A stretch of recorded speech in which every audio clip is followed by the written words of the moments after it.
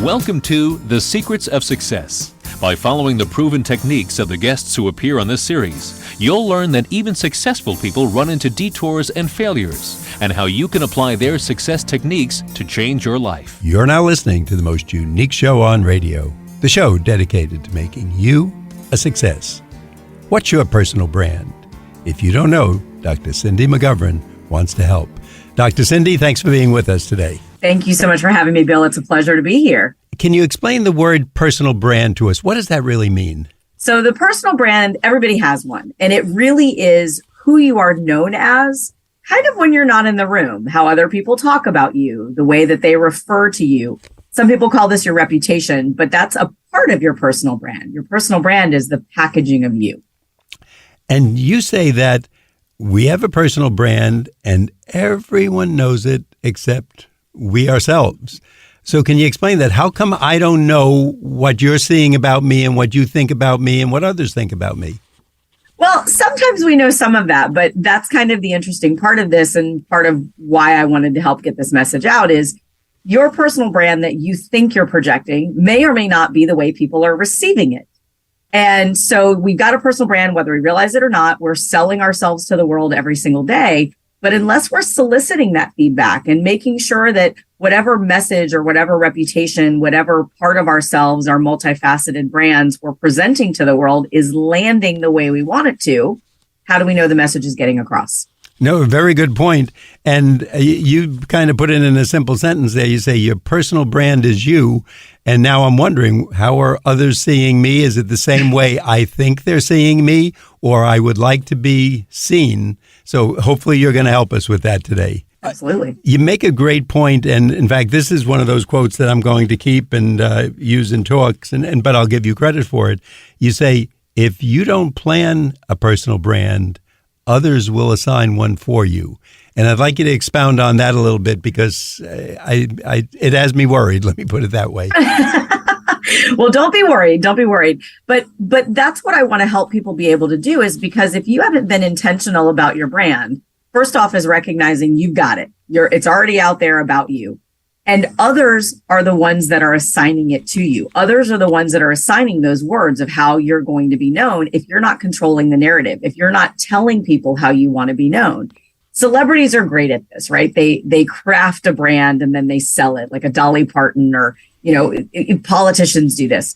But the challenge with a regular human being, us non-celebs, is we're still doing the same thing. Others are talking about us when we're not there, our colleagues, our family, our friends.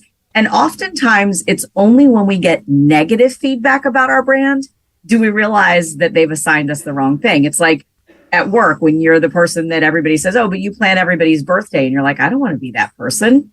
Somehow, somewhere you sold to people that that's who you wanted to be known as. So they've now assigned that to you. It's your responsibility to change the narrative. And I think in the book, you mentioned that when you were starting out, one of your professors or teachers said to you, and I may have the wording wrong, either you were too pretty to be a professor or you had the wrong look, something like that, or too attractive, and which was a unique, in quote, problem, because most of us would be very happy to be thought of that way. But for the role you were playing and the job you were, I think, looking for, it could have been a problem. Did I get it correctly? You did. And it was a mentor of mine who pulled me aside and said, girls who look like you are not supposed to be smart. And I didn't know what to do with that in the moment. It was like, what does that even mean? Like, I'm just me, and I'm a researcher, and I've done all of these things. And what my mentor was trying to help me recognize is other people were assigning attributes to me that I didn't want, and I probably needed to sell against. But I had never thought of it that way. I thought my work was speaking for itself. I thought my research was speaking for itself. And it wasn't just the professors there. That wasn't it. I mean, they were very supportive of me, but he was basically giving me a life lesson in a sentence that as I left this academic little bubble I was in and went out into the world, I had to create an impression that I wanted others to have of me, and that I might be going against some stereotypes. Now, Cindy, I'm just wondering, as you're saying this, it's making me think of the doctor who comes and examines us physically, and find something either on our back or our shoulder that we didn't know about. We went to see them for one reason or a checkup, and they say, do you know you have a wart back here or a marking or something that has to be addressed? If you mention this to a crowd or when you're giving a lecture, could you make even a guess how many people do have a brand that they've set up as opposed to really need your services? Honestly, my guess in the reactions I've gotten from workshops or speeches I've given through the years, I would maybe say 5 to 10% of young. It's not something we think about. I was going to guess either 2 to 5%. And these are usually professionals, obviously, and alert people, intelligent.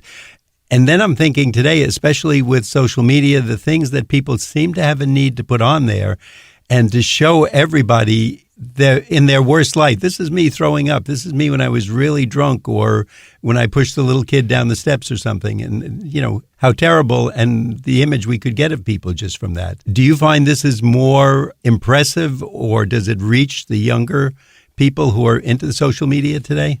So it's very interesting that you ask this because I think that social media is part of the biggest challenge of how people are selling their personal brand. They don't realize that that's your highlight reel and selling for you 24/7. When you're asleep, that's reinforcing a message. Is it the message that you were pushing a kid down the stairs or you were drunk or whatever? Or is it reinforcing the message of your core values and who you actually want to be known as? And I think people assume because, but it's just my friends that see that. No, it's not. Your friend can download that video, can take a screenshot of that picture, can post it to whoever. You're publishing it to the World Wide Web. That's out there. So it's our job to control the narrative about our brand. And that includes what we put out there and what we post. And many people today are very impressed with their numbers. They have 300, 400, 700 followers, thousands of followers. Well, in one sense, that's very nice. We all like to have friends, but it seems to happen that with the passage of time, sometimes friends become not so friends and perhaps even enemies. And wouldn't they love to have some information about you that might hurt you now that they're not in your friendship circle? So I think even more important, and as I said, you've hit some nerves on this. And when I was going through the notes and planning it, I said, this is great. This is things that nobody ever teaches you. And you might be losing, whether it's your sales, your case in court, your approach as a doctor or a medical person, just because of an image you're creating and you don't even know you're creating it. So we need you today. We need your help. Now, you mentioned that there's 3 things that a personal brand is useless unless we do these 3 things. What are they? You have to absolutely create your brand. You have to live it day in and day out, and you have to sell it. And it's the third one that most people forget. The operative word there is sell. And we maybe created a brand, and we do this a little bit every day where you think about what you're going to wear when you walk out of the house, what image you want to portray. That's the easiest one, is that's a conscious decision for most. Or if you're going to a job interview, or if you're looking for a promotion, you kind of create that image. You live it day in and day out by being who you truly are, your authentic self. But there's a proactive aspect of you having to control the message you want out there, making sure that you are reinforcing it and soliciting others to be messengers for you. And that's the sales part. And that's the part that so many people don't do. They think, I'm just me. Of course, everybody knows me. No. You have to promote the person you want to be known as. And again, I mentioned this to our audience and to people, if there's parents out there or your husband or your wife is looking for a job, no matter who, whatever relative, this is so important. And we may be giving off that wrong message either by the way we dress sloppily or much too casually, or maybe much too fancy for the job we're looking for. And we're sending out that wrong message and we're not even aware of it, I think, as you say in the book, until we read your book, sell yourself, and get more information. Perhaps now is a good time to let our audience know that if you're just tuning in, you're listening to The Secrets of Success on the voice of Nassau Community College, 90.3 WHPC. I'm Bill Horan. Our guest today is Dr. Cindy McGovern. She's the author of the book, Sell Yourself.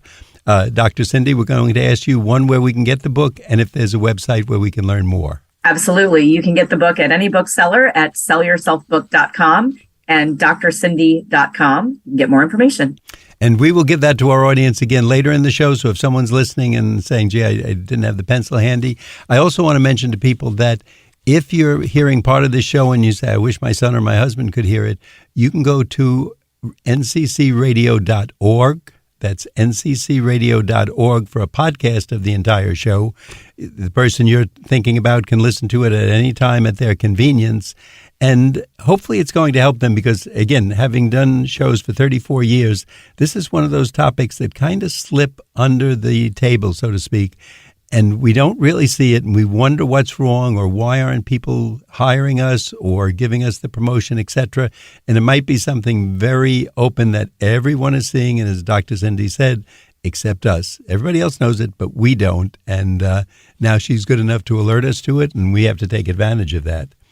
And by the way, you have another great statement in the book. If you don't sell your brand, it will sell itself. What does that mean?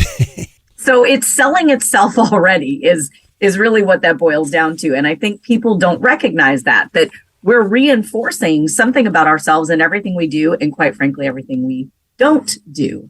And so if we're not being intentional and proactive about selling the facets of our brand that we want to be known as, it's selling something else. And you just mentioned something about, if you've got somebody that's going to be going into college, or we want to get the promotion and you keep getting passed over for the promotion and you don't understand why, it's because some facet of your brand is outshining the parts that you want them to see. And so we have to be mindful of that because it is selling something. So ask for feedback, get that information so that you can rebrand if need be. That's a great point you just brought up. Now, someone hearing this say, oh my gosh, I wonder what my brand is. I'm always thinking that everybody sees me as a nice person, a fun person, a smart person, and maybe not. So how do I find out how the world is viewing me or what their interpretation of my brand is? So this is the scariest part of this entire thing. Oh, yeah. Here it comes. We have to solicit honest feedback and do an honest inventory of your brand. And part of that is looking at how people engage with you. What are the things that people come to you for? So if you've been passed over for that promotion and you know that the job description is X, Y, and Z, and nobody comes to you for X, Y, and Z, start asking, why? I can do this kind of work. I can handle these kinds of projects. I'm not giving them. Can you give me some feedback on why? And that's going to give you that insight into those blind spots about your brand because there's something happening where they either don't think you're qualified or maybe your personality isn't coming through that you desire that as well. Maybe you're coming across as having a slight chip on your shoulder. That's not what they want to promote. So getting that feedback from people around you is really crucial. And another thing, going back to the social media piece, is what are the posts that people are engaging with? What are the ones that are getting your community to support you? And what are the ones that they're not? That's also really good information. Has there been a case that you worked with that you could give us as an example of someone who was maybe giving off the wrong signals and through working with you or your observation, just so it gives us something to relate to? Absolutely. I've got a couple examples in the book, but I'm actually going to give you one of a coaching client that I had. And it was actually a person that wanted to be a sales manager, kept getting passed over for the promotion, no reason why that they could figure out. So part of the coaching was, figuring out what this was. And what I came to know in this was a great salesperson, truthfully, fantastic, all the things. They had never sold themselves as a leader. They had never sold themselves as someone that could lead others. They sold themselves as a great performer and a great hard worker. Well, if you're selling yourself as a hard worker, what are you going to attract? More hard work. So if you're selling yourself as wanting to impact others and wanting to share your wisdom with others, that then becomes a leader manager trait. This person had never done that. And so part of the coaching was helping them to rebrand themselves as someone who could impart wisdom, who could be a mentor, who could be an advisor. And we started doing that before they ever went for the promotion again, because I said, you got to take 10 steps back and start doing the work to show it and sell it on a daily basis that you're capable of doing this. And they actually did end up being a sales manager, not at that organization though. They ended up moving organizations to get that promotion. That's another interesting point, because I remember a friend who moved to Chicago, years and years and years ago, but where we saw him in the neighborhood as the goofball, and he even wrote back to us about that, at least in a new environment, he was an athlete, and that's something to be praised, and everybody likes a good athlete. And he really made a better name for himself. Now, it was a coincidence. He was a young man then. His father had to move for his job. But is that something we should be aware of, that sometimes we need a new environment, whether it's a work environment or where we're meeting people if we're not meeting the right potential mate for the future? Absolutely. I don't believe that anybody does this life alone. I think we all have help, and we all help each other at the end of the day. I think we're very interconnected just as humans. And so with that particular sales manager, part of the challenge was he was selling against the ghost of himself.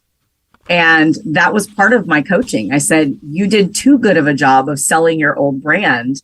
I don't believe they're ever going to let you promote. I really just didn't see it. And I said, you might start seeking other opportunities. And that's what ended up happening. But like with your gentleman that, was then seen as this athlete and was previously this goofball, if you're not seeing the environment and that this is not going to help you to reach your goals, you also have to be brave enough to step out of that. And you have to recognize why it's not and seek those other advocates to help you get what you want. And that's where your network comes into play. And, going back to the friends that you have on Instagram or whatever platform, that's not a network. Those are friends. Those are followers. Your network are the people that are actively working with you and for you to help you reach your goals. Do they know how to sell your brand? Those are the most important influencers out there.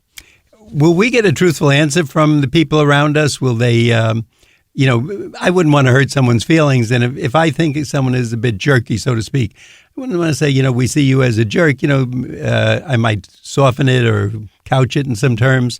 So the average person, do they have to go through 5 people to find out that most of them are leaning toward jerk or too humorous or too much of a hard worker? Yeah, I think you actually have to sort of solicit a little bit from all the facets of your life, right? A little bit of work, a little bit of home, a little bit of play, a little bit of, community. But I think that something changes when the person specifically is asking you for feedback. Like you or I wouldn't just say, gosh, I really kind of think you're a jerk. But if they were being honest about it and saying, Bill, I'm really working on getting this promotion. I'm really working on being seen as a leader here, or, I really want to get a new job. I want your honest feedback. And I want you to tell me, what are the words that you would use to describe me when I'm not here? How do others talk about me? And if you ask enough, you will get the honest feedback. But we've seen so many examples of how people are nice and not kind in the world. Nice is, oh yeah, you're a great guy. Go for it. Go for the promotion. Being kind is saying, no, actually, this is an area where I think this is where it's working against you. Pay attention to that. So the difference between being nice and being kind, when we're asked for that feedback, I think we need to be kind. A good point. And sometimes it's tough to give the input someone wants, and you risk maybe losing them as a friend or becoming a little distant, but you're doing a good service for them. I think you mentioned in the book that there's a 5-step process. Can you tell us about that? Absolutely. So I believe that we are selling our brand all day, every day anyways, as I mentioned, but we should be selling it with intention. So why not steal from the sales pros the way that they do it? and there's a 5-step process that I would teach if I was working with a sales team or a sales manager. And so the steps are: have a really good plan for your brand. Well, obviously that's step 1 of, create the brand. But then it's look for opportunities. Look for the opportunity to elevate those facets of your brand that you want people to know you as. Raise your hand. Look for those chances to say, hey, I'm good at planning. I'm good at, advocating for others. I'm good at public speaking. And then establish trust in your brand. And that's the live part of it. People will not recommend you. People will not support you, and people will not advocate for you if they cannot trust that you will be a good steward of whatever it is they're advocating for. So building that trust day in and day out, follow through all of those things. Then asking for what you want, asking for that feedback, asking for the opportunity. And then the last is certainly not least, but it's an often skipped step even by sales pros, which is follow up with gratitude. Regardless of the answer, the feedback was crucial. Regardless of the answer, you learned something from it and you can take it and move forward with it. So even if you didn't get that promotion, get the feedback, thank them for that, and then circle back and say, that was really important that you said no to me for that because I was able to do this later. The world is still interconnected. Just because you don't work with that person or you don't live in that neighborhood doesn't mean you're still not connected. That's a great point. Then you don't have the hurt feelings. And obviously the person asking it is gaining what they want to really know, even if it's a little hurtful at the time or pushes them back, because that's what they want to do. They have to get out of the comfort zone to get where they want to get in life. Dr. Cindy, once again, we want our audience to know, if you're just tuning in, you're listening to The Secrets of Success on the voice of Nassau Community College, 90.3 WHPC. I'm your host, Bill Horan. Our guest today is Dr. Cindy McGovern. She's the author of Sell Yourself, How to Create, Live, and Sell a Powerful Personal Brand. And Dr. Cindy, would you tell us where we can get the book and the website? You can get the book at any local favorite bookseller online and sellyourselfbook.com. And you can find me at drcindy.com, drcindy.com. And easy enough to remember. Again, we will ask you that before we wrap up today. But also to our audience, if you missed part of the show or you want someone to hear it, you can go to the podcast at nccradio.org. Just look for Secrets of Success and Sell Yourself with Dr. Cindy McGovern. When you see people selling the wrong brand, do you want to reach out to them? And it's like saying to someone, do you know you have a jelly on your chin or a spot on your shirt or tie or outfit? And are you tempted to, or do you have to hold back? I am a bit of a helpaholic. So yes, I am. I like that title for the next book. Helpaholic. Very good. I very much am. And I'm the one that's going to tell you have spinach in your teeth. Like okay. I want to help others because I would want somebody to do that for me. If I had a blind spot, I would really hope that I have created a brand where people feel like they could give me feedback, good, bad, or ugly. And that's the way my consulting practice is. I really try to live that authentically. So yes, I have this incessant need to help. Do we change with age, and we could change the word in there from age to time to profession? Does this change us what we were at 25, or are we always going to be that person unless we realize that our brand needs a little tweaking? So that's an amazing question. And I want to underscore something you just said, unless we recognize our brand needs tweaking. This is what you're selling against. And we all have that community in our lives or family members that we will always be like the 21-year-old, or we're always going to be that person that they knew us as 35 years ago.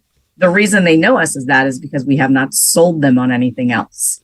And so I believe our brand evolves in time and with age. It should. It's you. So you evolve in time and age. I mean, even if you just take appearance, we all look different. Sure. So I think it's super important that we recognize we must, and really it's our responsibility to ourselves and our personal brand to make sure we're going back and selling against that if it's not the right message that we want. I've known people who, and even other people have said this, they're either very neat at home and yet they can be sloppy at work, or vice versa. Now, do you come across that a lot? Somehow you would think that the neat freak would be neat about everything and vice versa, but they're almost two characters. This is my work life and this is my home life. Is that a good thing, bad thing, or what do you say about it? You know, it's very, very interesting because it can be fine if those are absolute facets of your brand and not competing with one another. But where people struggle to create a solid and powerful personal brand is when they have what I call in the book a split personality brand, when they're absolutely in conflict. And so you could totally own it and say, oh, I'm super organized at home. Don't walk in my linen closet. Everything's going to fall on you. And if that's your authentic self, it's completely fine. But if you're faking it at work, and you're not really who you are, that's when at some point the truth will show itself. At some point it will come out, and that destroys your credibility. And that's the thing is, step 3 of the sales process, you've got to have trust. You've got to have that credibility. So it's about reinforcing the brand you want out there and living it authentically. And here's what I would also say. Pick a brand that's really you. It's going to be exhausting to be somebody else. So be the real you when you're crafting and creating your brand. Now, you give us a fill in the blank section and you say, I want to sell myself as, and then there's a blank. What type of answers do you get that's in there when you ask that question? So I get a lot of answers that are sort of like superlatives from high school is what I look at them as. Oh, I want to be known as put together, classy, good communicator. What I invite people to think about when you're crafting your brand is those are great words to start with. But if I were coaching you right now, I would say take it one step further and think about the impact that your brand is making, because that's really the whole purpose in having a good personal brand is a powerful brand helps others.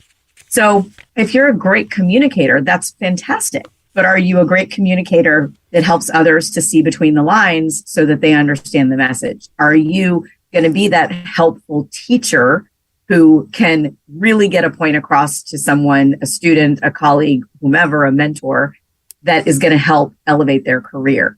Take it that extra little step, because that's really going to help you embody what your goals are. And in your book, I'm the lazy person, so I always like checklists, and I think it's on page 24. You give us a checklist of 5 questions if we can't decide. Can you briefly go over those with us and help us out? Yeah. So the first thing is define what success is. What is the personal brand and the life that you want? Start there. And, many years ago, people did vision boards and things like that. I'm not talking about that. I'm talking about what is your legacy that you want built when you are no longer on this earth? That's the success. And then what are the qualities you want to be known for to build that? There are pieces that are going to go into that. And by the way, everybody's building their legacy right now. So you might as well do it on purpose, right? And then what do you really want people to think when they hear your name?